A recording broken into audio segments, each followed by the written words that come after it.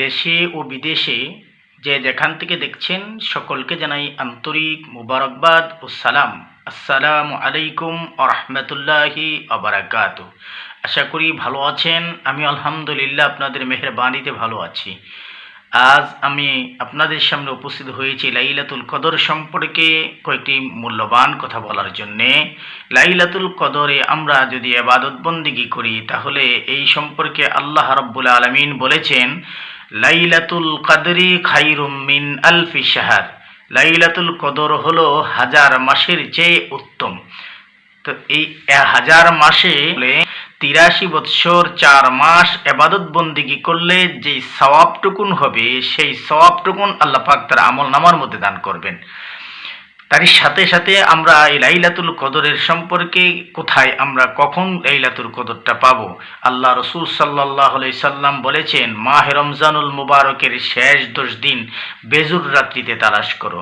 তাই আমরা বুঝতে পারি লাইলাতুল কদর বেজুর সংখ্যক রাত্র হলো 21 তারিখ এবং 23 তারিখ, 25 তারিখ, 27 তারিখ এবং 29 তারিখ। এই সম্পর্কে আল্লাহ রসুল হাদিস শরীফের মধ্যে বলেছেন। তাহলে আমরা এই 5টা রাত্র আমরা পাই লাইলাতুল কদর। 5টা রাত্রের ফজিলত হলো হাজার মাসের চাইতে বেশি সওয়াব এক একটা রাত্রে। তাহলে আমরা যদি 5টা রাত্রের ইবাদত বন্দেগী করি তাহলে এই রকম প্রত্যেকটা রাতের ফজিলত আপনার আমার আমল নামায় আল্লাহ পাক দান করবেন। আরেকটা বিশেষ কথা হলো, আমরা কেন 27 তারিখকে বেশি প্রাধান্য দেই?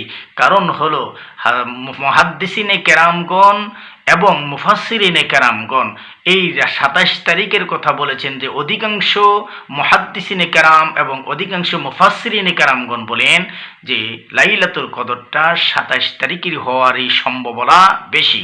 কারণ হলো তারা বলেছেন লাইলাতুল কদর এই শব্দের মধ্যে অক্ষর হলো 9টা।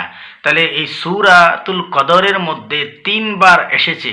মুহাদ্দিসিনে কেরামগণ বলেছেন যে লাইলাতুল কদরটা হলো যে 3 নং 27, বিদায় তারা 27 তারিখকে বেশি প্রাধান্য দিয়েছেন। এবং এই রাত্রে আল্লাহ পাক কুরআনুল কারীম নাজিল করেছেন। আল্লাহ রাব্বুল আলামিন কদরের প্রথমেই আল্লাহ রাব্বুল আলামিন বলেছেন, ইন্না আনজালনাহু ফি লাইলাতিল কদর।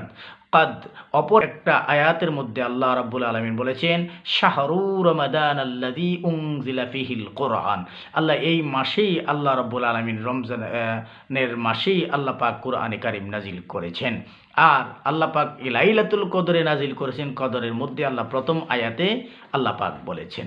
তাহলে আমরা যদি এই কোরআনুল কারীম অবতীর্ণের যেই মাস এবং কোরআনে কারিমে অবতীর্ণ যেই তারিখে করেছেন আল্লাহ রাব্বুল আলামিনের দরবারে যদি আমরা এই কোনো ব্যক্তি যদি ইবাদত বন্দেগী করে আল্লাহ রাব্বুল আলামিনের রেজামন্দি হাসিল করে, আল্লাহ পাক যেন আমাদের সকলকে এই কদরের সওয়াব অবতীর্ণ করেন এবং আমল নামায় দান করেন। সকলে বলি আমিন। ওমা আলাইনা ইল্লাল বালাগ। আসসালামু আলাইকুম ওয়া রাহমাতুল্লাহি ওয়া বারাকাতুহু।